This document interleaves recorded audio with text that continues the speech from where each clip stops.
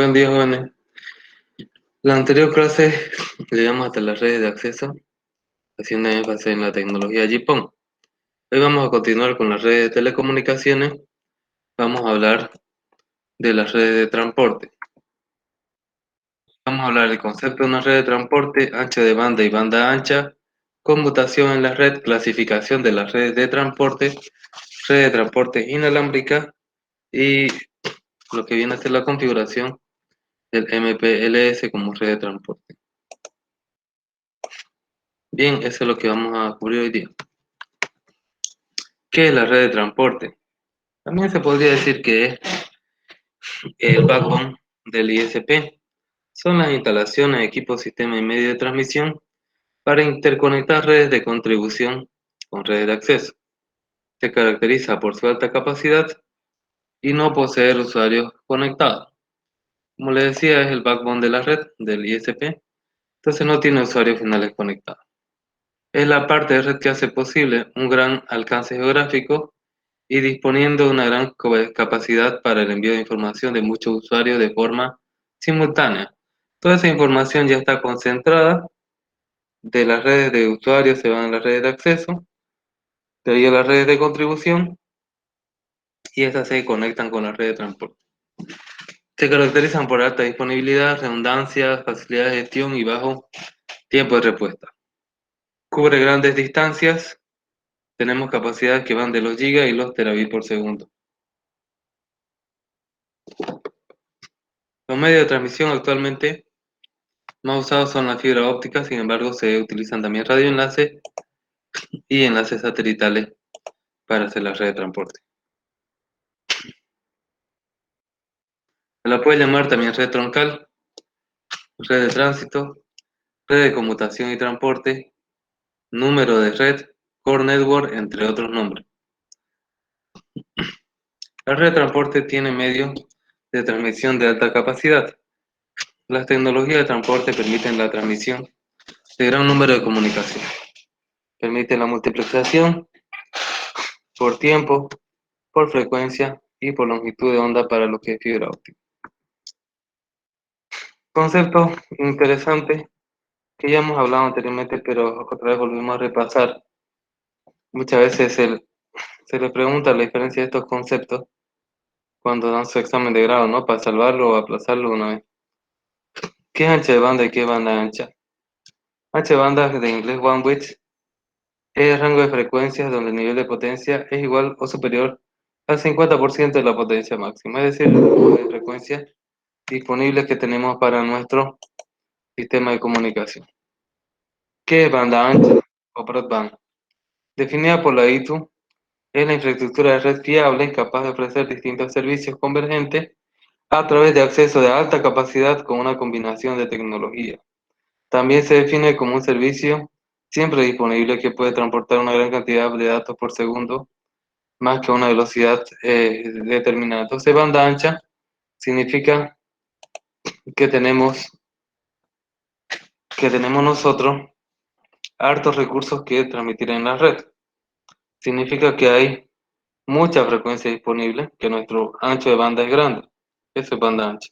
También se puede decir que es un nombre comercial que le dan las compañías para ofrecer sus servicios de Internet. Normalmente tiene una velocidad determinada bastante buena, comparado con las primeras versiones de Internet, ¿no? Cada vez quiere la gente mayor ancho de banda y por lo tanto la tecnología de banda ancha es mayor.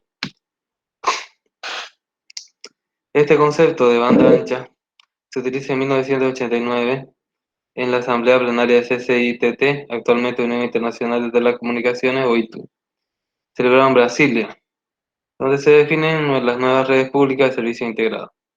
El aspecto más visible de cara al alumnado sería el acceso a cadencias iguales o superiores a 155 megabits por segundo. Entonces, 155 megabits por segundo para arriba viene a ser banda ancha. La definición oficial del ámbito es algo menos ambiciosa, ¿ya? En ese congreso dijeron que de 155 megas para arriba era banda ancha. Ahora, Ha especificado que la banda ancha cuando requiere canales de transmisión con capacidad mayor de un acceso primario. Es decir, el acceso primario son 2 megabits. Si usted tiene más de 2 megabits por segundo, se le considera banda ancha. De este concepto inicial, ha anunciado una verdadera revolución tecnológica en el acceso abonado, ¿no? El mercado ha pasado a utilizar la expresión banda ancha para referirse a tecnología que permiten velocidades de acceso de usuario al orden de megabits por segundo. En el estudio de Gartner, publicado en agosto del 2002, se indica que una verdadera infraestructura de banda ancha debería disponer de velocidades por encima de los 10 megabits por segundo. Aquí hay una pregunta, dice, ¿qué rango de frecuencia entraría en la categoría de banda ancha? En sí no es el rango de frecuencia, sino la cantidad de frecuencias que te den, ¿no? Si en banda base te dan más de 10 megas, entonces es banda ancha. Si en rango de los 2,5 GHz te dan 2,4 GHz te dan más de 10 megas, es banda ancha actualmente, ¿no? Bien, aunque en un principio queríamos que sea 155 megabits, pero actualmente se considera 10 megas, ¿no? Técnica de conmutación que existe en la red de transporte. Tenemos de circuito y de paquete. De circuito estamos hablando de cuando los equipos se conectan de extremo a extremo y no se pierden hasta que se acabe la conexión. Y todo el camino es utilizado para esa conexión. Y de paquete, simplemente son intermediarios que van reenviando información, ¿no? Esas son técnicas de conmutación básica.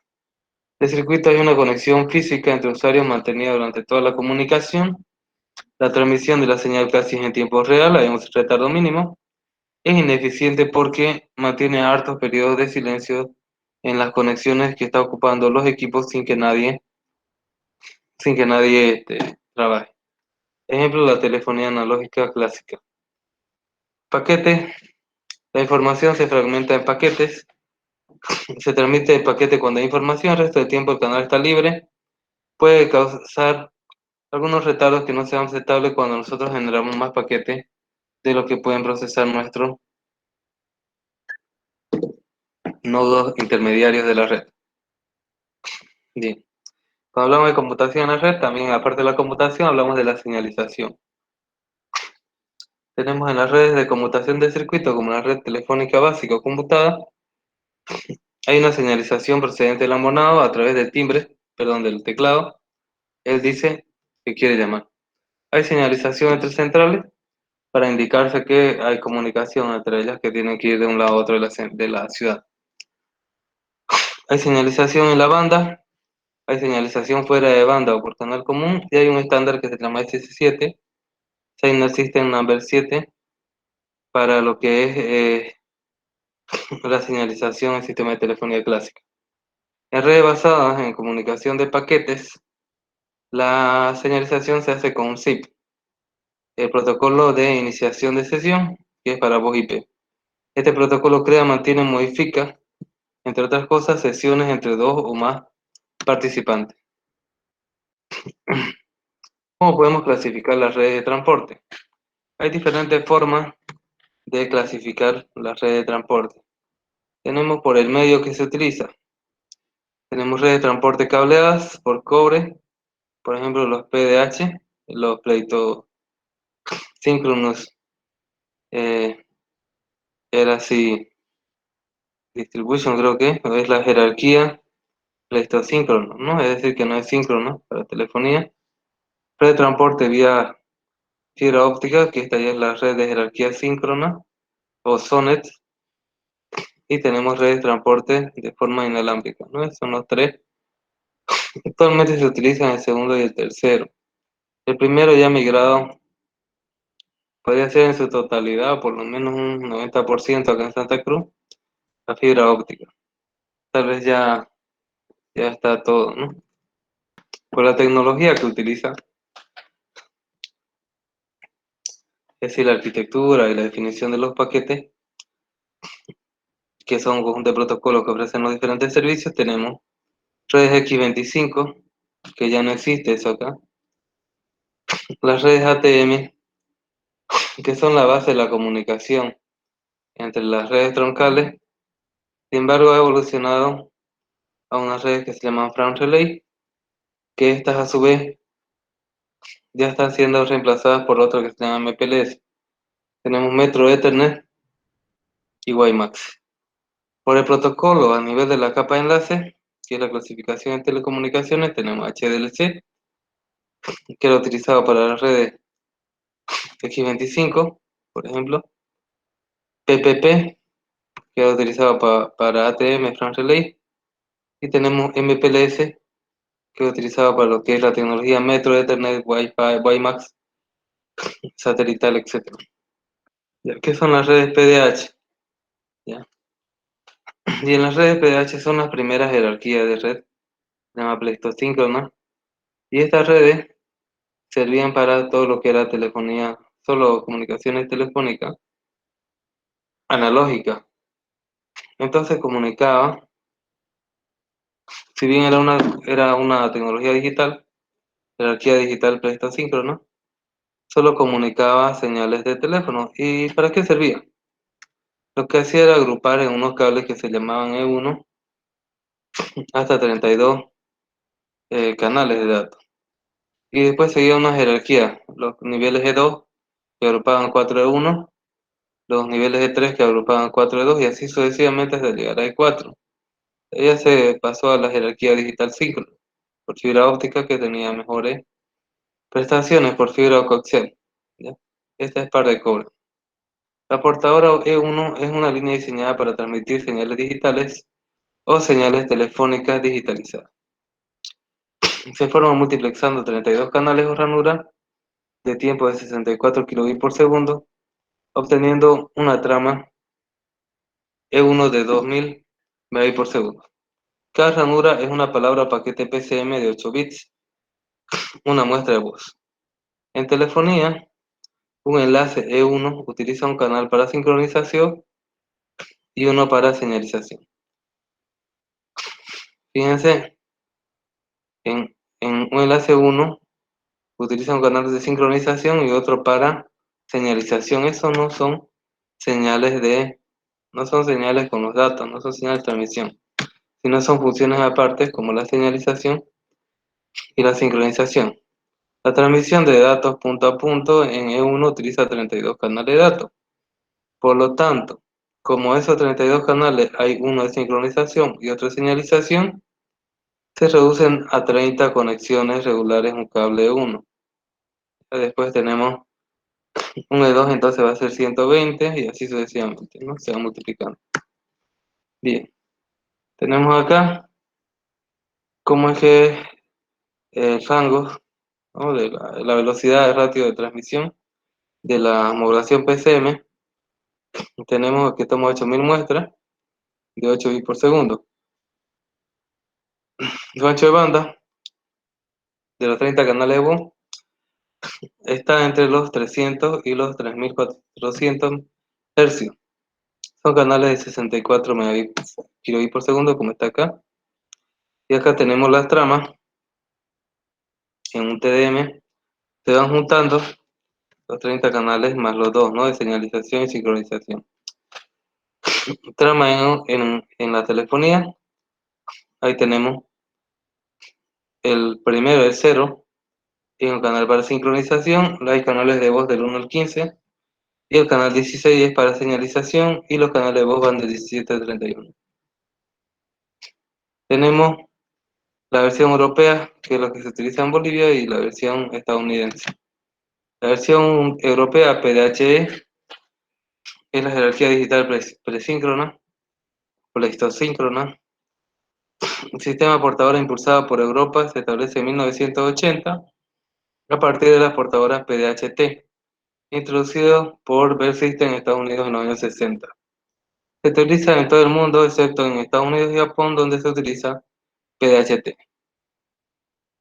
Se basa en líneas dedicadas digitales, envía tramas de mayor capacidad multiplexando tramas de nivel inferior, llamadas tributarias. Tenemos E1, L2, L3, L4. El canal básico es de 64 kilobits por segundo. Se definiría como E0. Es decir, ese canal básico es para una llamada telefónica nada más. Al agrupar tributarios se obtienen bits de sincronismo porque porque el reloj de las redes donde vienen es independiente, ¿no? Entonces tenemos bits para sincronizar, cada uno tiene diferentes relojes y ahí es como un protocolo de sincronización de tiempo en la red, para que controlemos los retardos y las pérdidas, ¿no? De información, reenvíos, etcétera. Tiene que estar todo sincronizado. La multiplexación se produce bit a bit, excepto para el E1. Presíncrono significa casi síncrono y se define a que los tributarios de PDH están casi pero no completamente sincronizados. Acá tenemos cómo se van formando las tramas de nivel superior. Tenemos que 30 llamadas de 64 kilobits, cada uno un canal, forma un E1. Entonces esos son 2048 megabits y son 30 canales válidos porque los 32 hay dos que se utilizan para sincronización y señalización. Luego tenemos que 4 E1 forman un E2 y son 120 canales útiles y tenemos 8448 megabits por segundo de velocidad. Ahora 4 E1 forman un E3. Tenemos 480 canales y 34.368 megabits por segundo de velocidad. Finalmente, y hasta donde llegó la tecnología, aunque no se llegó a implementar en Bolivia más allá de 3, tenemos que 4E3 forman un E4 que tiene 1920 canales y 134.264 megabits por segundo, o lo equivalente a 139 gigabits por segundo. ¿Cómo se da la sincronización en PDH? Cuando se multiplexa diferentes señales en una de nivel superior, por ejemplo, 4E1 en una de 2, cada una tiene su propia señal de reloj. Es preciso sincronizarlas en multiplexor. La sincronización se efectúa agregando bits de justificación o relleno, los cuales hacen que las tasas no sean múltiplos enteros de la tasa básica, excepto E1. Solo cuando las tasas de bits son iguales pueden proceder a una multiplexación bit a bit como hace en PDH. Acá tenemos diferentes tiempos de relojes, fíjense, y acá el circuito los empareja y pone relleno en caso de ser necesario, ¿no? Aplicaciones de las líneas PDH se utilizan en conexiones full duplex como el teléfono, originalmente mediante dos pares trenzados de fibra y actualmente se puede utilizar sobre coaxial, microondas o recepción. Uno de los cables era para recepción de información y el otro para envío de información. Tenemos ahí las diferentes líneas de 1 a 4, su velocidades de 2, 8, 34 y 140, siempre múltiplos de 4. Y canales también múltiplos de 4, 30, 120, 140, 480 y 1920. Y las interfaces que se utilizan para uno P35, para E2 es solamente, no es comercializada, sino se utilizan en uno en paralelo. Para E3 HSC1i, que es High Speed Serial Interface, que venían con los router Cisco al final de los 90 y principios de los 2000, y todavía hay en la Academia de CCNA router con esta interfaz. Y luego tenemos E4 que no se utiliza, no se comercializa. Bien, ¿qué inconvenientes tenemos en las líneas PDH? Los bits de relleno utilizados para forzar el sincronismo impiden extraer directamente un canal de voz cuando se encuentra en una trama superior, como E2, E3, E4. Se tiene que descomponer la trama, extraer el canal y volver a componerlo. Esto requiere equipos muy costosos y complejos en la central. No dispone de un buen sistema de gestión ni de redundancia, ¿no? Si hay pérdidas, se pierde, como la mayoría de sistemas que trabajan con comunicaciones analógicas, por más que este sea digital. PDH fue diseñada para señales eléctricas o microondas y no utiliza eficazmente la fibra óptica, por lo que, como red de transporte entre nodos de una red telefónica o WAN, ha sido sustituida por la red óptica SONET o SDH. PDH fue desarrollada para medios no ópticos, no aprovecha el ancho de banda disponible en lo que viene a ser la fibra óptica. Acá tenemos un ejemplo de la sobrecarga que hay en las portadoras E1, ¿no? Acá tenemos, calcula la carga útil y la sobrecarga, número de bits extra por segundo que llevará la línea PDH expuesta de telefonía. En E1 tenemos 1.92 megabits por segundo y 128 kilobits por segundo. Lo de la izquierda es la carga útil y los 128 es la sobrecarga. ¿Alguien me puede decir de dónde salen esos números para E1? A ver, Johnny, mamá, ni Katari, ¿de dónde cree que salen ese número? ¿Para E1, por ejemplo? Solo para E1. Ya, tal vez esta gráfica se refresca un poco. Y tenemos esto, ¿no? ¿Qué dice Johnny? Dale un par de minutos para que piense. Son constantes o estándares. Se basa en la velocidad básica de un canal, ¿no? De 64 kilobits por segundo. A ver qué dice Johnny, Mamani. No, no dice nada, ¿no? Ya, exactamente, Cristian, es eso. Es sumar la velocidad de 30 canales.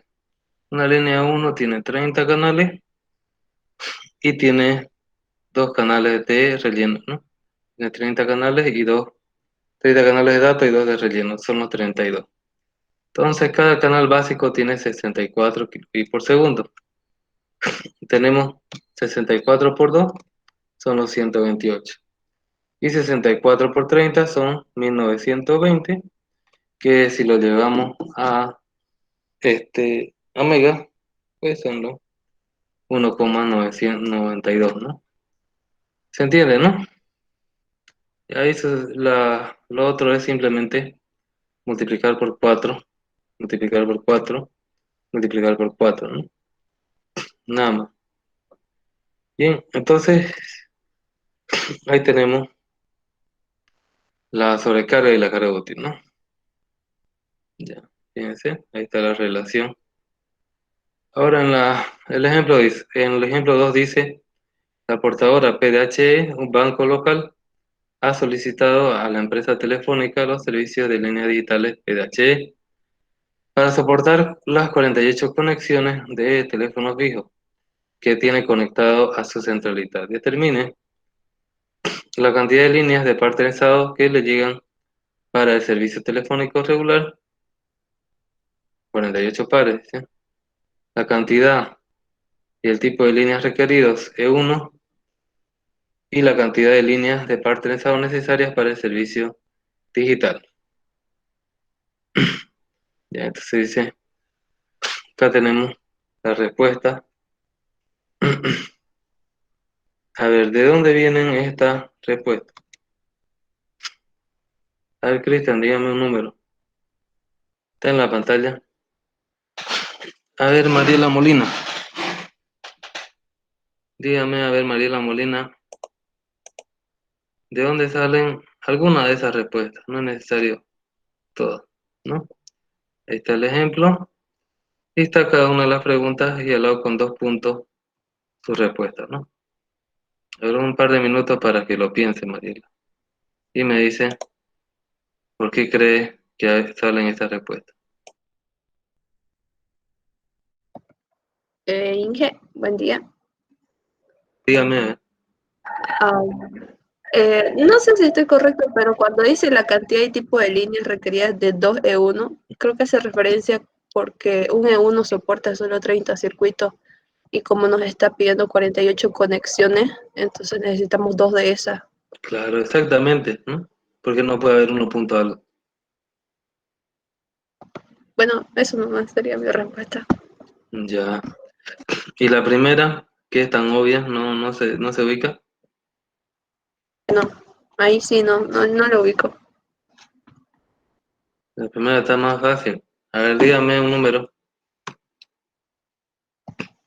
17. 17. Ya. Bien. Saraí creo que quiere escribir algo o hablar. Y es porque hay 48 conexiones. Exactamente, pues no. Si tengo 48 llamadas, pues necesito 48 cables, ¿no? En otras palabras, no es más. Muy bien. Y el último, solamente me dice que es digital y necesita el doble, uno de ida y otro de vuelta. Entonces, si necesitas 2 de uno, vas a necesitar 4 digital. Eso es, ¿ya? Bien, continuamos. Bien, entonces vamos a hablar de la portadora T1, es la que se utiliza acá en Bolivia, bueno, se utiliza esa. Perdón, es la que no se utiliza en Bolivia. La B1 se utiliza en Bolivia. Uno piensa que hacer tecnología americana, la T1 es lo que se va a utilizar en Bolivia, pero no siempre. De hecho, antes de los 2000, la mayoría de la tecnología utilizada en Bolivia era europea. Entonces, tenemos ahí la T1, es para transmitir señales digitales o telefónicas digitalizadas, es similar a la E1. Se multiplexa a 24 canales o ranura de 64 kbps por segundo, obteniendo una trama T1 de 1,544 megabits por segundo. Cada ranura o paquete PCM de 8 bits es una muestra de voz. En telefonía se añade un bit extra de sincronización del principio de la trama. La portadora T1 se utiliza principalmente en Estados Unidos y Japón. Los sistemas de portadora E1 y T1 no son compatibles, aunque pueden interconectarse.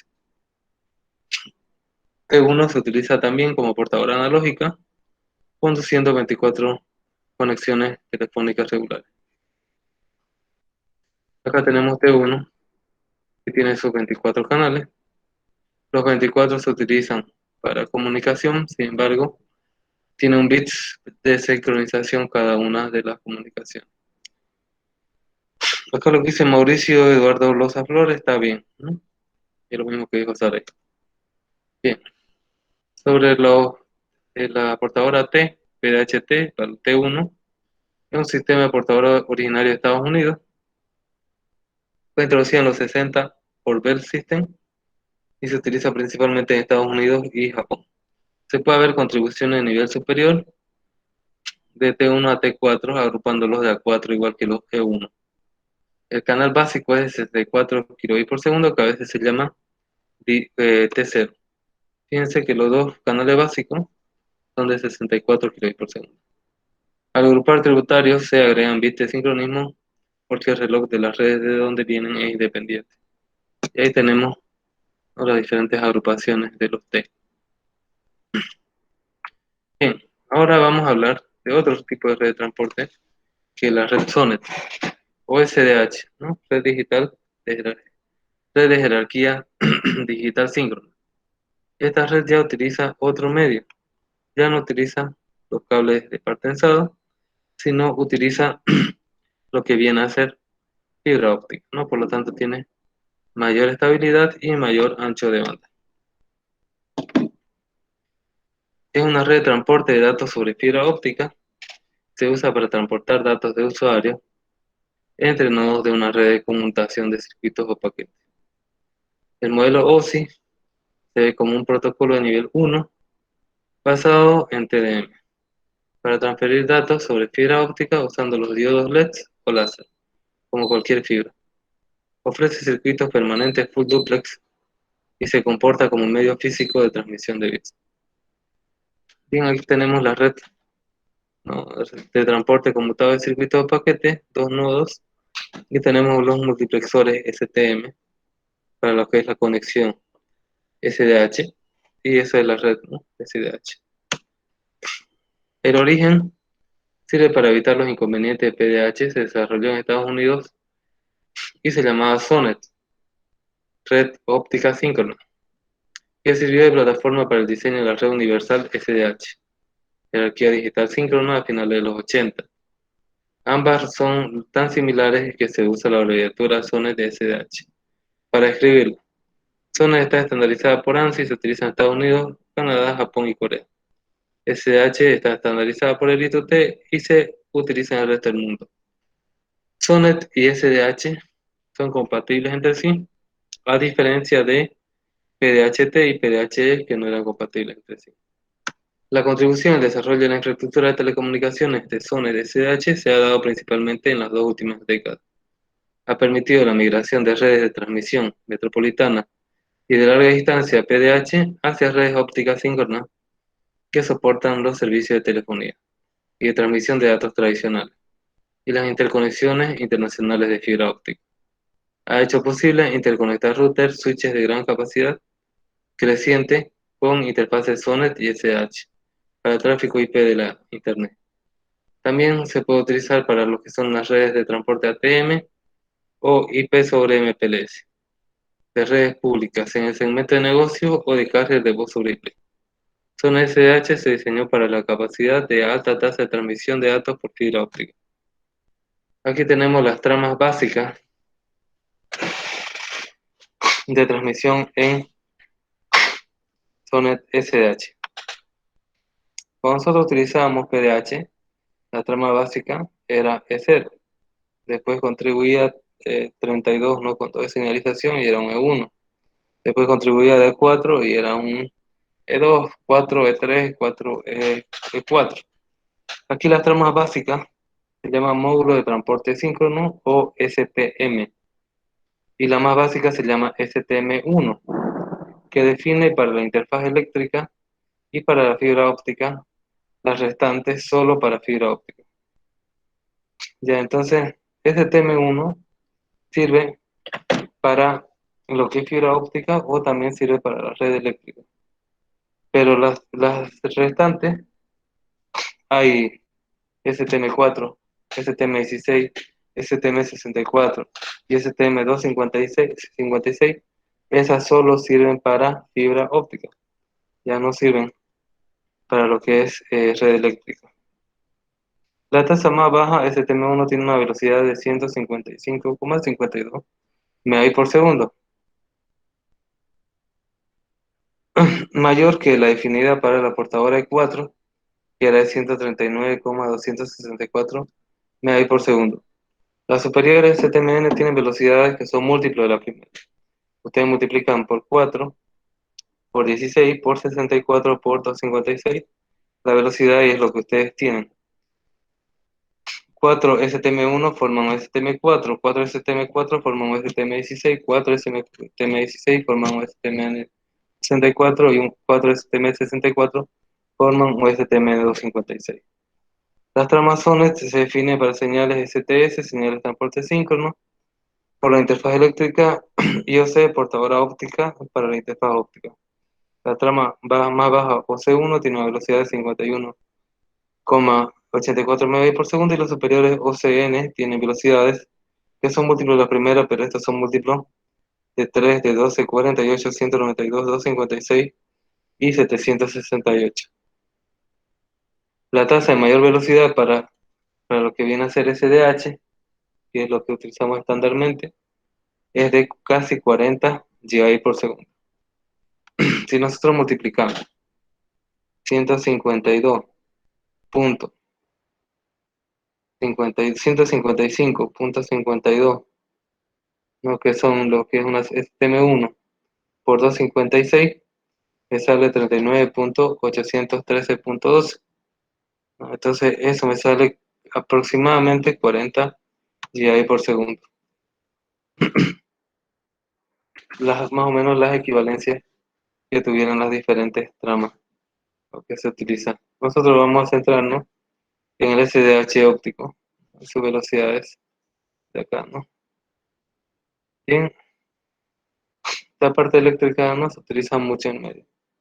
Acá tenemos PDH o SDH. Podemos tener redes que utilicen diferentes medios de transporte y a través de un multiplexor y un administrador de ATM, que es un módulo de transferencia asíncrono, se puede combinar. ¿Okay? ¿Qué equipos básicos hay en una red SDH interconectados por fibra óptica?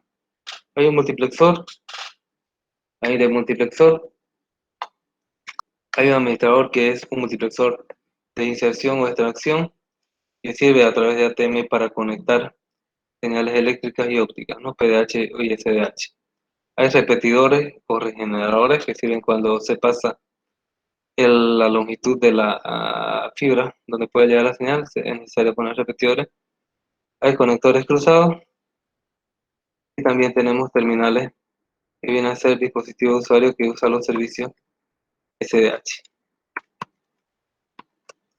Conexiones, tenemos la ruta, tramo que une un circuito completo, línea, dos multiplexores contiguos y sección que une dos dispositivos cualquiera. En una SDH sencilla está formada por dos multiplexores STM, la ruta, línea y sección son la misma, ¿no? La trama STM1 es la trama de menor velocidad en SDH. ¿Qué características tiene? Se organiza como una matriz de 9 filas y 250 columnas de bits. En total, 2430 bytes. Se utilizan 9 filas que hace posible que todos los bytes de una columna pertenezcan a una misma señal tributaria. Orden de transmisión: para cada trama los bytes se transmiten de izquierda a derecha y de arriba a abajo. Para cada byte los bits se transmiten desde el más significativo al menos significativo, de izquierda a derecha. Información de que transporta SDH se diseñó para que cada byte en una trama STM1 transporte datos de un canal de voz de 64 kbps por segundo. La voz se muestrea a 8000 muestras por segundo y se codifica a 8 bits por muestra.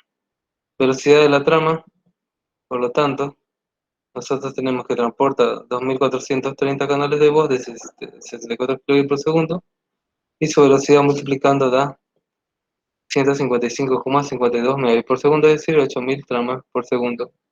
La duración de la trama ST1 es de 125 microsegundos. Ya tenemos cómo se forma. Tiene 270 bytes por 9 filas, eso da 2430 bytes. Es el primer byte y este es el último byte, no más significativo y menos significativo. Y genera 8000 tramas por segundo.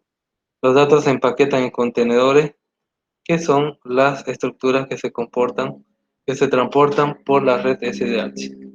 Eso STM1, STM2, STM1, 4, 16, 64 o 56 se llaman contenedores. Una trama STM1 incluye un sistema de contenedores en los cuales se empaquetan las tramas PDH que contienen los datos de usuario para ser transportadas a través de una red SDH. Si al contenedor C se le agrega una cabecera de ruta POH, se convierte en un contenedor virtual BC. La cabecera POH se agrega en el nuevo origen y se retira en destino. Permite etiquetar el tráfico, está formada por una columna de bytes. Los contenedores transportan también otro tipo de tráfico, como IP de Internet ATM o IP sobre MPLS. Acá tenemos diferentes tipos de contenedores y sus velocidades y para qué trama PDH está disponible, ¿no? Entonces ahí para T1, para E1, para T2, para E2, T2, todo eso se van a incluir en la red SDH a través de un STM. Formato de la trama STM1 está constituida por carga útil y sobrecarga. La carga útil son los datos de usuario empaquetados como en C4, ¿no? Ahí está, S4, ¿no? Sobrecarga, cabecera de ruta POH, se usa para etiquetar la información de usuarios entre nodos de la red, ¿no? Y son 9 bytes, porque es solo una fila que se utiliza para lo que es la cabecera ruta o POH. Puntero o PTR indica el inicio de una unidad tributaria empaquetada en un contenedor. Es decir, indica el inicio de una trama E1 o de una trama E1, etc., ¿no? Entonces también es de 9 bytes, por lo tanto da 72 bits, ¿no? La cabecera es la sección de regeneración, de Regeneration SOH, y de multiplexación. Se usa para tareas de gestión, mantenimiento, reenrutamiento, monitorización, etc. Son 72 bytes, por lo tanto son 500 576 bits. Ya, en realidad se hace el equivalente entre bytes y bits, pero el estándar te define en qué unidades él quiere trabajar, ¿no? Tal vez cuando crearon el estándar pensaron que era más sencillo y más adecuado utilizar bytes. La trama tiene un total de 2430 bytes. El contenedor C4 es el que contiene una carga útil de usuario que transporta en una trama STM1. Y acá tenemos un ejemplo, la velocidad de usuario. Calcula la velocidad de datos de usuario en la trama STM1, sin considerar cabecera. Su velocidad es de 149,72 megabits por segundo. Carga útil está compuesta por 9 filas y 260 columnas, por lo tanto la velocidad va a ser 8000 por 9 por 260 por 8, ¿no? Y eso me da 149,76 megabits por segundo. Multiplexación STMN. ¿Cómo se forman las tramas STMN? Las tramas de menor velocidad se multiplexan por TDM para generar una trama de mayor velocidad. La multiplexación se realiza byte a byte. Ya, entonces acá está el motivo. Él multiplexa las diferentes tramas, es decir, la junta en una mayor, byte a byte. La multiplexación con TDM es síncrona. Todos los relojes de las redes están sincronizados con un reloj maestro para conseguir la sincronización. Es como en las redes tenemos el protocolo, Time Network Protocolo, ya, el NTP, ¿no? El Network Time Protocol, que nosotros definimos un servidor que le dé tiempo a todas las máquinas para que todos se sincronicen por cuestiones de no tener problemas los diferentes software. Acá también tiene nosotros un maestro, un reloj maestro que sincroniza a todas las estaciones. Y acá tenemos cada trama STM está compuesta por cada 4 tramas anteriores y acá tenemos una trama PDH, se puede decir que es como una trama STM1, 4 STM1 forman un STM4, 4 por 4 16, 4 por 16 64, 4 por 16 256, ¿no? Llega hasta esa velocidad de transmisión, ¿no? Hasta un STMN de 256. Tenemos otro ejemplo, la velocidad de usuario. Calcule las velocidades de datos de usuarios en la trama STM64 sin considerar la cabecera. Simplemente va a ser la multiplicación de lo que ya había, ¿no? Anteriormente. Son 9 filas por 16.640 columnas y da que su velocidad es aproximadamente de 9,9584 GB por segundo, ¿no? Bien, ahora tenemos otro ejemplo, enlace óptico. Suponga que necesita diseñar una red óptica SDH entre las ciudades A y B para transportar 30 llamadas telefónicas que en forma simultánea se realizan en la hora pico. Inciso A, determinar el tipo de trama a utilizar y su velocidad. Fíjense que les recomienda una trama STM16 porque solo hay que dividirlo para ver si es que eso alcanza con la capacidad que queremos. Una STM1 transporta 1890 llamadas y una STM16 llega hasta los 30.240. Nosotros nos está pidiendo 30.000 llamadas, entonces con una STM16 está bien. Calcule la cantidad de tributarios es uno que puedan transportar la trama, ¿no? 10 dividir, y nos sale 1008 la cantidad de uno que necesitan. Calcule la cantidad de bytes que tiene la trama, multiplicamos y nos sale 37.440 bytes. Calcule la duración de la trama, es de 125 microsegundos y dibuja un diagrama de bloques con los equipos que intervienen en el enlace, incluye la modulación óptica. Una red de flujo bidireccional de forma implementando un segundo grupo idéntico de equipos en sentido opuesto. Acá tenemos el ejemplo, ¿no?, de la red ya creada Sonet SDH, ¿no? Tenemos un multiplexor de la ciudad A a la ciudad B, pasa por un codificador, un modulador óptico y tiene un contenedor STM16. Acá en destino se hace el detector óptico, la decodificación y el multiplexor de STM. Combinación de equipo SDH. Sirven para crear diferentes tipos de redes SDH y usarlas como red troncal de alta velocidad para transportar datos de usuario entre nodos de la red conmutada de circuitos y paquetes. Acá tenemos la combinación. Por ejemplo, un multiplexor más un demultiplexor es una lineal punto a punto. Un multiplexor más un demultiplexor más un multiplexor ADM es una red lineal punto a multipunto. Multiplexores ADM es una red de anillo. Multiplexor ADM con conector cruzado viene a ser una red en malla. Repetidor es opcional para la distancia. Una red SH se utiliza como red troncal de alta velocidad para transportar carga entre nodos de redes conmutadas. Aquí tenemos la red lineal punto a punto, compuesta por un multiplexor, un demultiplexor, 0 más repetidores, ¿no? Los repetidores son opcionales. Y acá tenemos lineal punto a punto desde el emisor al receptor.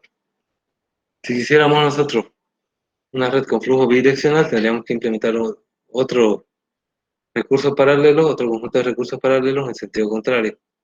No se olviden que las redes en fibra solamente viajan en una sola dirección. Tenemos acá red lineal punto a multipunto y tenemos los componentes que tiene, que se ha indicado anteriormente, ¿no? Se utiliza ADM para permitir la comunicación entre varios terminales. Cada terminal puede enviar a uno o más terminales. El ADM extrae la señal que pertenece al terminal conectado al mismo. Se utiliza en geografías con sitios de interconexión que siguen una vía terrestre, fluvial o costa marítima, donde la densidad demográfica de la zona adyacente es de cientos de kilómetros, no justifica otra topología, ¿no? Entonces, cuando tenemos una topología con poca población, se utiliza este diseño. Bien, ¿qué más podemos decir de zona SDH? Tenemos la protección de la red lineal. SDH define la conmutación automática de protección APS en redes lineales para protegerlas contra fallas en el mercado de transmisión o en equipo. La idea es proporcionar redundancia. Una red óptica redundante se puede usar en caso de la falla de la red principal. La fibra principal se denomina fibra de trabajo y la redundante se llama fibra de protección. Casi siempre cuando se instala un anillo de fibra, se instalan dos anillos de fibra paralelos, ya, entonces uno es la red de trabajo y el otro es de protección, es de backup por si hay algún problema, se utiliza, ya, en vez de la de trabajo. La fibra principal se denomina fibra de trabajo y la redundante fibra de protección. Existe dos esquemas, tenemos 1 más 1 y 1 a 1. APS 1N es el caso general de 1 a 1, cuando hay varias fibras de trabajo y solo una de protección, esperando que falle cualquiera. Acá tenemos esquema 1 a 1, ambas fibras están activas, el multiplexor envía la misma señal por todas las fibras. El de multiplexor las monitorea y elige la de mejor calidad. Se realiza a nivel de ruta. Tenemos el esquema 1 a 1, solo la fibra de trabajo está activa, el multiplexor envía la señal por la fibra de trabajo hasta que falle. En ese momento el multiplexor, a través de la fibra inversa, notifica al multiplexor que use la fibra de protección. Se realiza a nivel de línea, ¿no? Y ahí tenemos fibra de trabajo, fibra de protección y la fibra inversa. Red de anillo unidireccional. Cuando nosotros hablamos de fibra, es inevitable hablar de una red de anillo. Es lo más utilizado. Entonces acá tenemos una topología de anillo unidireccional. Esta topología típica de SDH está compuesta por multiplexores ADM. Tiene gran tolerancia a cortes de servicio por falla en medio de transmisión o en los equipos, con restauraciones en menos de 50 milisegundos. Mire, la fibra de trabajo va en este sentido del reloj y la fibra de protección va en sentido contrario. Si de este a este hay una caída, se activa la fibra de protección. Entonces la señal viene acá, este está caído y vuelve por acá y trata de llegar a su destino. La red de anillo es unidireccional, pero se pone dos en paralelo para trabajar como si fuera dúplex. Es la topología típica SDH, está compuesta por los multiplexones ADM. Y bueno, tiene poca restauración, de menos de 50 milisegundos. Es rápido para restaurarse según los fallos. El esquema de protección o la idea de conmutación automática APS es proporcionar redundancia. Se usa un anillo óptico redundante a nivel de falla del principal, en el caso de falla de la principal. El anillo de fibra principal se denomina fibra de trabajo y el redundante se llama fibra de protección. Esquema 1 más 1 con dos anillos, ambas fibras están activas, la misma señal fluye por los dos anillos, pero en sentido contrario. Un ADM receptor lo monitorea y elige el de mejor calidad. Se realiza a nivel de ruta. Si parte del anillo falla entre los dos ADM, el otro anillo todavía garantiza la continuidad de trabajo de los datos, ¿no? La topología en anillos se configura gracias a los multiplexores ADM. Aquí tenemos algunos ejemplos de multiplexores ADM. Fíjense cómo tiene el anillo de trabajo y tiene otra tarjeta de red para el anillo de protección. Y para que lleguen las llamadas, tiene las tarjetas primarias y de reserva del STM. Y ahí tenemos un STM16 de la marca Fujitsu. Esta tecnología no utiliza los dos anillos activos, Cristian. Obviamente, si se utilizara, habría habría mayor cantidad de transferencia, habría más información. Pero solo se activa cuando hay falla.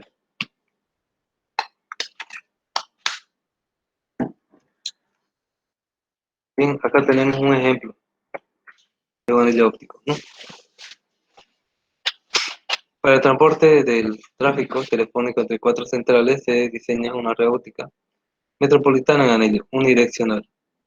En cuanto al anexo, muestra el flujo de llamadas telefónicas hacia entre centrales telefónicas durante la hora pico. Dibuje y calcule.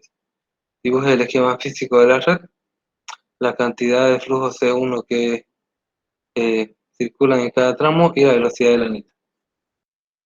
Bien, acá tenemos un ejemplo. Fíjense, todos estos son los E1 y estos son los bits que necesita, ¿no? Por ejemplo, de beta gamma tiene 2150, ¿no? Vas a multiplicar esto por la cantidad necesaria. Ya, por ejemplo, este es el más grande, es de gamma a sigma, ¿no? De gamma a sigma, fíjense, 2300 eh, bytes, ¿no? Entonces tenemos ahí la relación ya convertida de los E1 a los bytes que se ocupan. Y acá se va sumando, ¿no? Y cada ruta cuánto necesita hacer. Entonces se agarra y se lo suma hasta llegar todos los que pasen por él. Y se obtiene que se necesita un STM16, ¿no? Se puede hacer también combinación de anillos. Las redes SDH actuales usan combinación de anillos interconectados para crear servicios de un área amplia. Una red SDH puede tener un conjunto regional, varios locales y muchos anillos de sitio para dar servicio a un área extensa.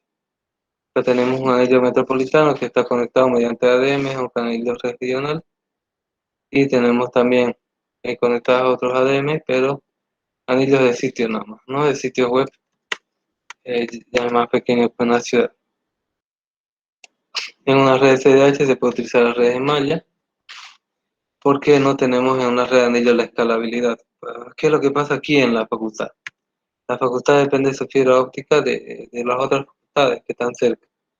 A veces esas facultades no pagan o se les corta por algún motivo la luz, ¿no? Y no funciona su red, entonces nosotros también quedamos desconectados, ¿no? Entonces, para poder nosotros tener que una red de anillo sea escalable, tenemos lo siguiente que considerar, ¿no? Una red en malla. Cuando se incrementa el tráfico, no solo es mejorar la infraestructura óptica, sino también los ADM, ¿no?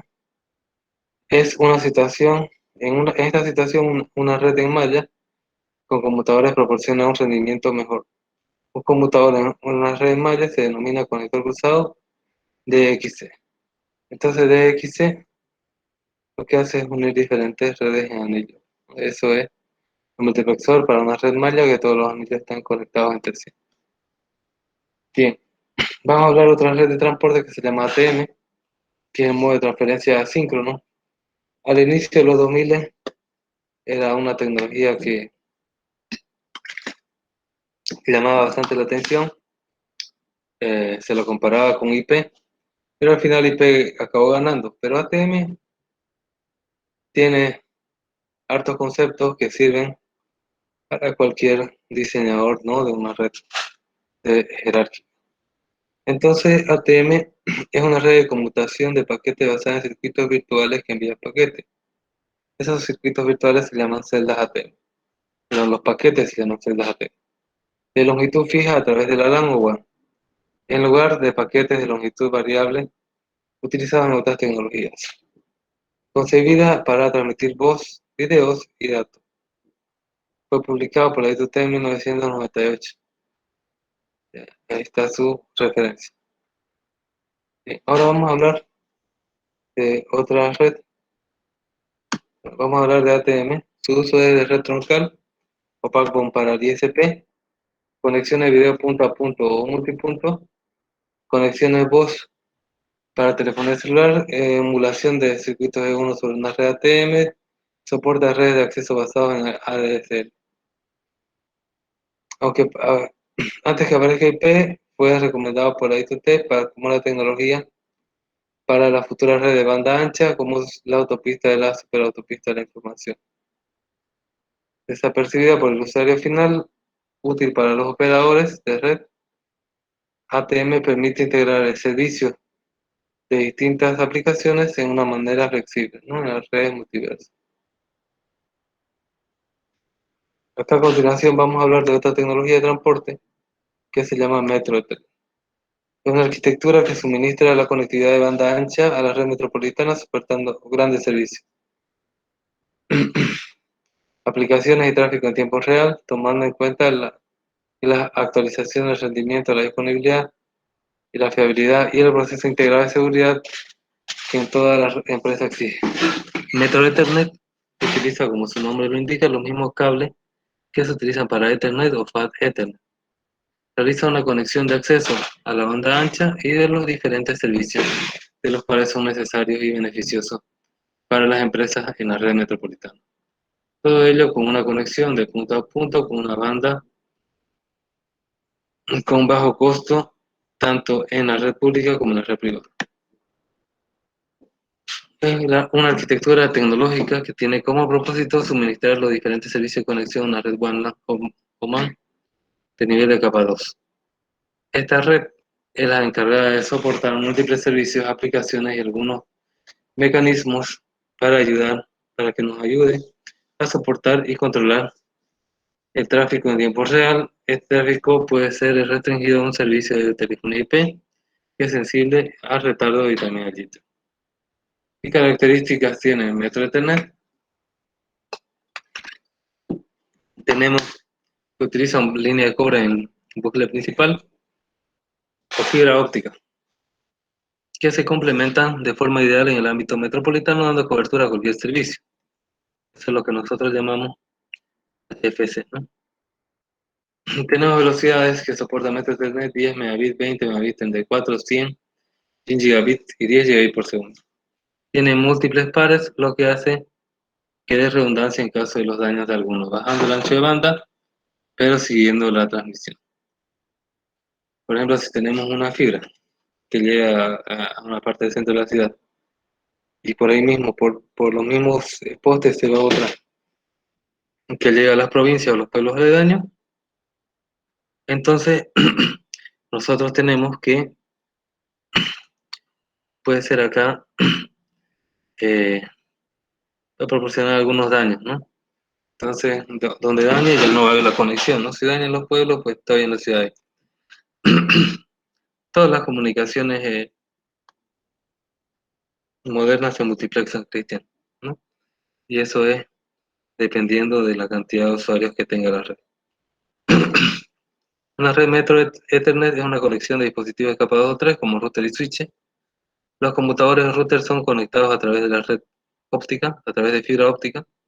La topología que se usa puede ser anillo, estrella o malla. ¿Qué beneficios tiene Ethernet? Presencia de gran cobertura, muy alta fiabilidad, fácil interconexión con las redes Ethernet porque utilizan los mismos conectores y puertos. Mejora la economía con amplio uso, bajo costo y menor ancho de banda y gran flexibilidad de manejo de ancho de banda y usuario.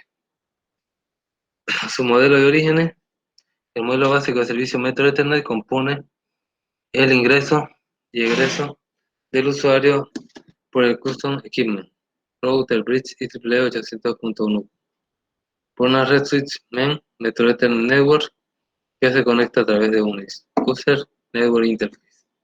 La velocidad es 10, 20, 34, 100, 1 o 10 GB por segundo. Los organismos de estandarización, la IEEE, la Fuerza de Trabajo de Ingeniería de Internet y la ITU, y los acuerdos entre fabricantes únicamente ha creado el foro MEF. ¿Qué significa el foro MEF? Metro Ethernet Forum. Esta es una organismo dedicado a definir Metro Ethernet como servicio metropolitano. Continuando, vamos a hablar de una red de transporte que es antigua, ya no se utiliza esa red, ¿ya? Pero es la base para las otras redes de transporte. Para llegar a velocidades más altas sí se utilizan esa jumbo frame, ¿no? X25 es un estándar I2T para redes de área amplia de computación de paquetes. El protocolo de enlace LAP-B está basado en el protocolo básico HDLC publicado por la ISO, y el cual a su vez es de una velocidad superior de SDLC de IBM, que establece mecanismos de direccionamiento entre usuarios, negociación de características de comunicación técnica y recuperación de errores. Los servicios públicos de computación de paquetes admiten numerosos tipos de estaciones de distintos fabricantes. Por lo tanto, y es de mayor importancia definir la interfaz entre el equipo de usuario final y la red. X25 está orientado a la conexión y trabaja con circuitos virtuales tanto conmutadores como predeterminados. En la actualidad se trata de una norma obsoleta con el fin de verlo desde un punto de vista solo académico. La norma X25 es el primer estándar para redes de paquetes recomendado por el CIRC, el cual emitió el primer borrador en 1974.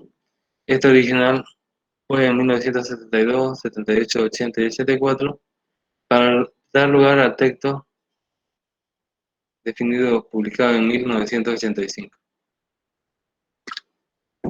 Entonces ha venido una evolución.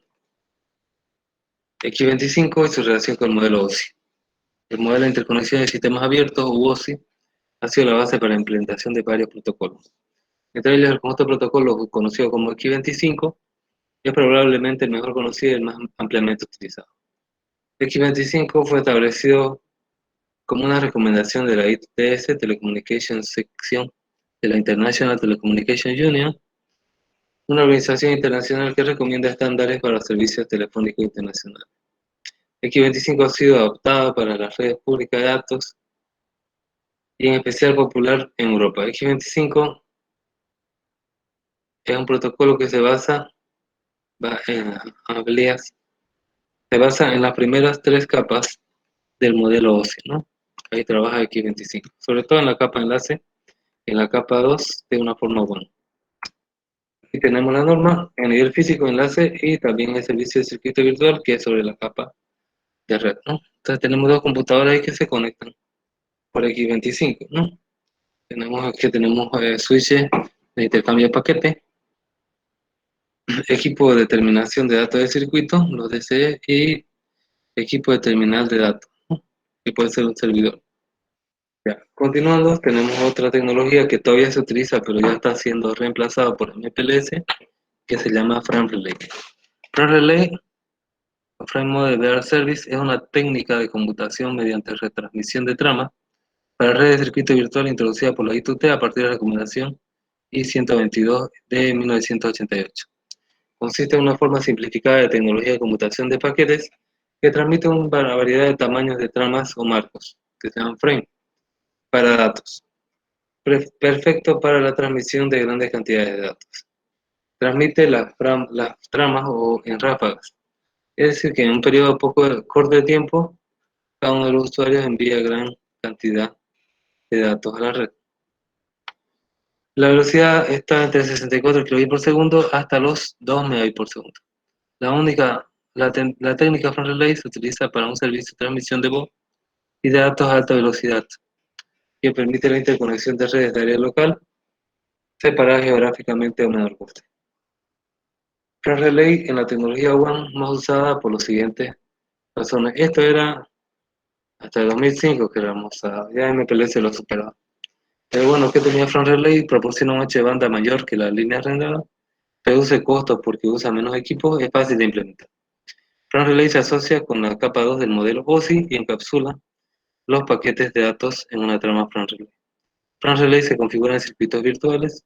Un DLSI puede identificar estos circuitos virtuales. Front Relay usa ARP inverso para asignar DLSIs a las direcciones IP. DLSI son las etiquetas que tiene Front Relay para su comunicación. Y acá tenemos diferentes requisitos de WAN para Front Relay, ¿no?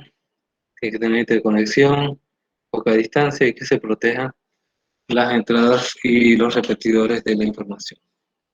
Acá tenemos el WAN de Front Relay. Front Relay especifica la forma en que los datos se mueven entre DCE y DCE, TTE y DCE, a través de los bucles locales. Una WAN de Front Relay es una combinación de switches interconectados por líneas troncales. Ahí tenemos el servidor de archivo. La configuración de Front Relay. Se habilita el encapsulado de Front Relay, se le pone Encapsulation Front Relay.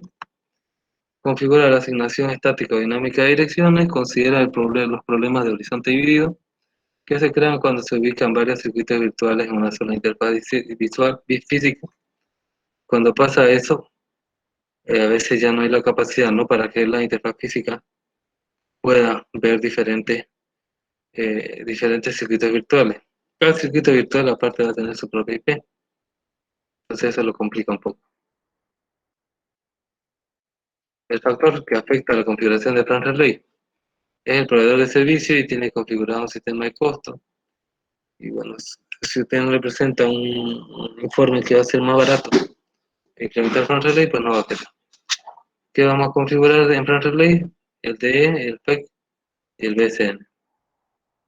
Acá tenemos nosotros Front Relay, ¿no?, con DLC 102 rojo y DLC 319 verde. Por ejemplo, acá los circuitos virtuales, si todo eso que está en rojo ya está habilitado para ese circuito y no puede hacer el usuario otras cosas en la red. En cambio, si nosotros tenemos un circuito virtual, podemos tener dos circuitos, es decir, dos líneas por donde viaja la información, ¿no? Y algunos se solapan, pero van a estar divididos. Acá tenemos un ejemplo de la trama de red, perdón, de la trama de Front Relay. Primero está la capa de red, la de datos, la capa física, sobre todo en la capa de datos donde más trabaja. Y ahí tenemos, ¿no?, señalizador al inicio y al final y la duración ¿no?, del bit 1 y del bit 2, ya, para tener más información y ser más rápido. ¿Qué topología tiene? Topología en estrellas o Spock. Esa topología significa que hay un punto de falla centralizado, ¿no?, que hay que cuidar. Y tenemos topología en malla, donde todos se conectan con todo, que viene a dar más estabilidad, pero también al mismo tiempo es más caro, ya, para hacer este tipo de topología. Asignación estática del DLCI, que viene a ser el código por donde va a bajar los circuitos virtuales, ya tenemos con Front Relay. Y acá tenemos cómo se crea, ¿no? Dentro de la interfaz se le da una IP, se le pone Encapsulation Frame Relay, no Frame Relay Inverse AP, para que no tengamos problemas. Y ahí dice Front Relay Map. Y ahí tenemos nosotros la información, ya, cuando hace el show frame relay map, ¿no? Cuál viene a ser la información que me muestra, ¿no? De la IP que se ha configurado y su DLC. El DLC viene a ser como un ID, un identificador que tiene, ¿no? Pues tenemos su ancho de banda, también le podemos designar, ¿no? Obviamente es un ancho de banda nominal, si el ancho de banda físico no lo soporta, se va a bajar. Y tenemos también acá la configuración de router de lo que es la configuración. Ahí tenemos configuración de subinterfaz. La configuración de subinterfaz tal vez ustedes la conozcan como alias de IP o IP aliasing, ¿no? Que significa que una sola interfaz va a tener más de una dirección de red y se va a poder conectar a diferentes redes, ¿no? Entonces acá tenemos la subinterfase, por ejemplo, la punto 102 y la punto 103 vienen a ser del mismo equipo, ¿no? Las siguientes órdenes que se pueden utilizar son show interface, from relay enemy, ya, show from relay PBC, show from relay map. Use la siguiente orden para ayudar a resolver problemas de configuración de front relay para debug con minúscula y para front relay LMI. Si bien todavía puede haber protocolo de reconfigurado, pero nosotros tenemos que hacer un debug para ver si es que hay algún problema en esa conectividad. Hay un protocolo más básico cuando hablamos directamente de los protocolos ya a un nivel más lógico, ya no tanto físico como era Front Relay X25. A nivel más lógico, el primero de la capa de enlace de datos para Red One es HDLC, ¿no? High Level Data Link Protocol Control. Es un protocolo estándar desarrollado por la ISO, encapsula datos sobre enlaces seriales síncronos, no soporta múltiples protocolos sobre un enlace individual porque no puede indicar el protocolo de la capa 3 que transporta. En vez de comprimirlo, lo pone los datos así nomás. Eso, ¿no? Es un poco peligroso. Entonces, tenemos esa estructura, la estructura de HDLC, tenemos flag, dirección, control y datos, ¿no? Y acá tenemos un checksum y otros flags, ¿no? Para poder hacer la sincronía al inicio y al final de la trama. Ahora, el límite es la falta del protocolo, de un campo que sea protocolo. Eso limita el estándar. Entonces, Cisco propone una versión propietaria con un campo propietario que actúa como identificador del campo protocolo. El protocolo nos dice el nivel de capa 3, no se olviden que este es nivel de capa 2, ¿no? Que se va a utilizar, por ejemplo, IP, IPv6, etc.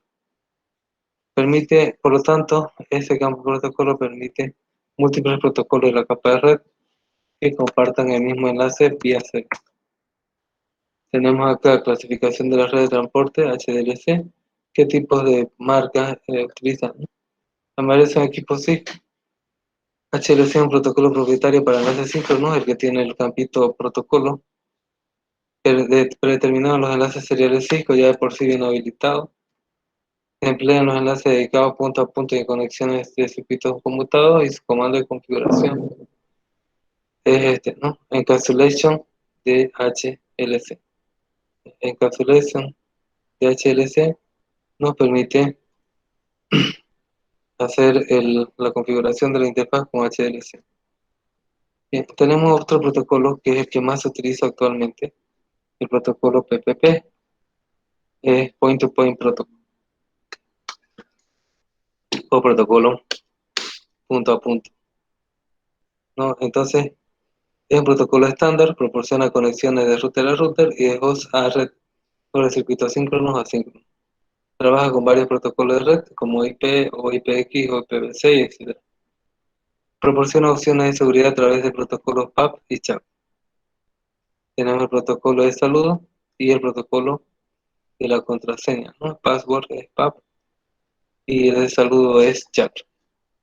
El PAP lo que hace es poner un usuario y contraseña y el otro lo va a verificar si es ese usuario y esa contraseña Y CHAP lo que hace es poner un desafío y el del otro lado tiene que responder de forma correcta al desafío para poder ingresar a la red. La arquitectura PPP se puede configurar en los siguientes niveles, tipos de interfase física. Puede configurarse PPP en serial síncrona, en asíncrona, interfaz serial de alta velocidad, el HCCI, y en red digital de servicio integrado, inclusive RDCI, ¿no? Entonces PPP es un protocolo interesante como red de la capa de enlace para capa 2. Ahí tenemos el PPP trabaja tanto en la capa de enlace de datos, la capa física y parte en la capa de red, centrándose en la capa de enlace, al igual que el protocolo anterior HLC. Tenemos sus capas, sus subcapas. Tenemos un protocolo de la capa superior en la capa 3 que puede ser IP, IPv6, IPX o AppStack. En la capa de enlace de datos se divide en tres partes. El protocolo de control de la red permite encapsular diversos protocolos de la capa 3, específico para cada protocolo. El protocolo de control de enlace negocia y configura opciones de control sobre el enlace de datos WAN. El protocolo de control y enlace de datos de alto nivel. Fíjense, PPP trabaja con HDLS. Entonces, después tenemos las diferentes capas físicas, ya TIA 232, B24, B35 y RDCI, son para los diferentes protocolos seriales, para los diferentes conectores seriales, ¿no? Son esos estándares de la capa física. La estructura de la trama de datos PPP es similar a HDLC de la ISO, pero tiene alguna variación, ¿no? Tiene los flags, la dirección, el control del protocolo, que eso no tiene HDLC, los datos, que proporcionan una longitud máxima de 150, 1500 bits, ya, los bits de control, UFSC, que son 16 bits, y las banderitas, ¿no? Flags para sincronización. Entonces acá tenemos las fases, ¿no? Que tiene PPP. Tiene 4 fases para poder establecer el servicio.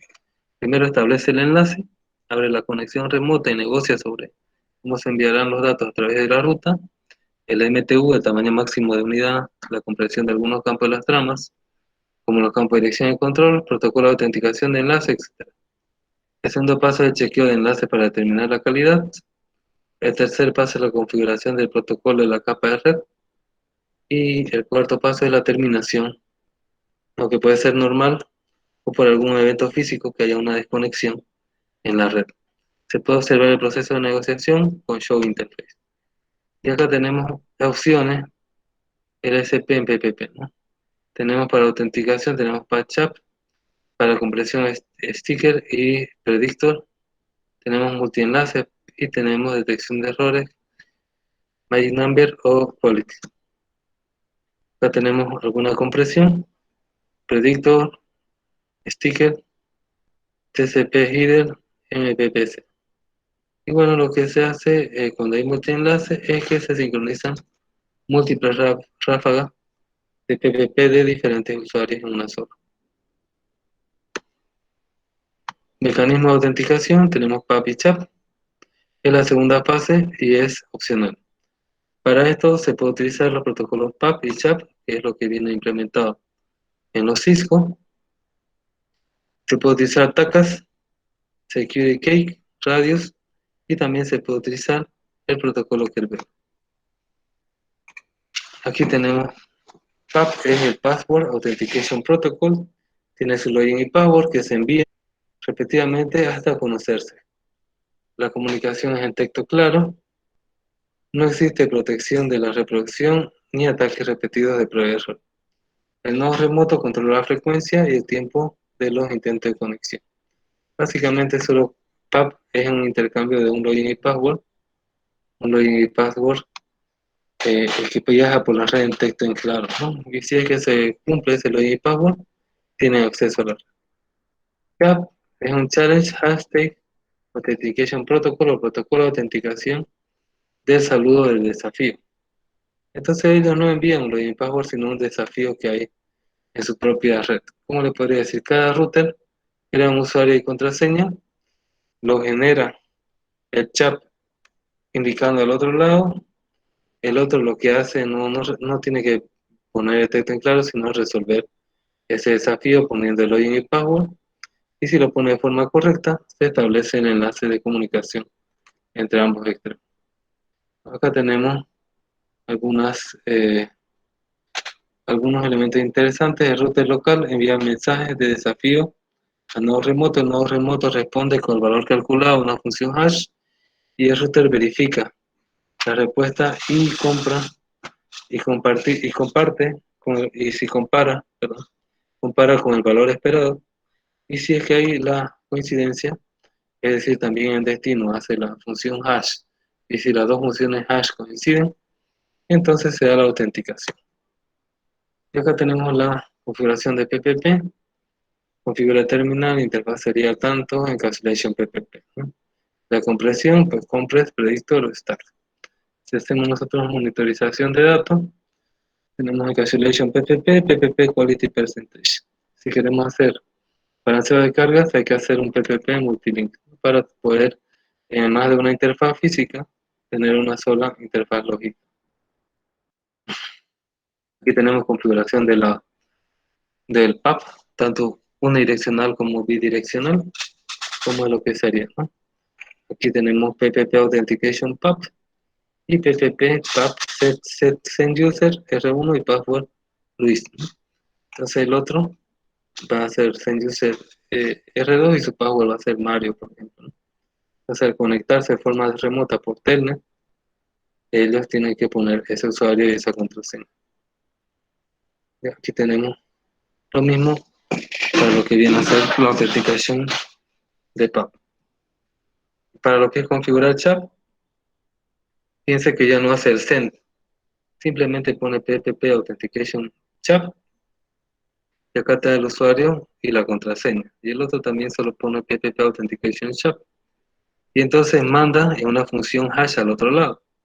Y el del otro lado lo que tiene que hacer, ¿qué tiene que hacer? Pues tiene que poner el mismo usuario y contraseña, generar la función hash y se ve si es que coinciden o no ambas funciones hash de los dos lados. Acá tenemos el mismo resumen para la autenticación de chat. Bien. Ahora vamos con los últimos, que es lo que está de moda, ¿no? Es MPLS. MPLS es una tecnología emergente encaminada a superar los retos actuales que plantea el envío de paquetes IP. Fue desarrollada por la Fuerza de Trabajo de Internet o la IETF. Este protocolo se considera que es un protocolo de la capa 2.5.